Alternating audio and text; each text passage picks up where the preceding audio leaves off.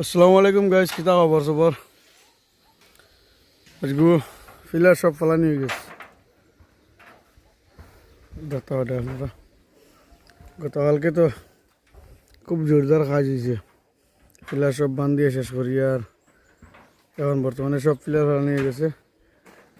আর ওটা টিন টান তুবাইতে হই, ওটা আনছি আনিয়া ওটা টিন দিয়া গাতর ভিতরে ডালাই দেওয়া হয়তো। তলে তখতা দিয়ে ওটা নষ্ট করে লাভ নাই হইয়া তুবাইতে হয় টিন টান নবীন আনছি।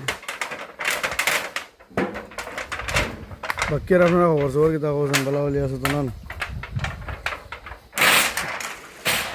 আমাদের টাইগার ফ্যামিলি ছোট বড় চাষাবাদ ভাই হল, আপনারা গুছা করবাই না।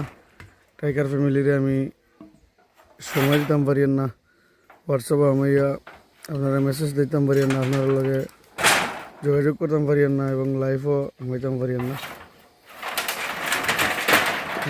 আমি এই 2-3 দিন যে ডেইলি রাইড কাজ করা লাগে, গতিকে আপনারা গুছা করবেন। আর আমার লাইফ কোন দিন দয়া করে হইবে।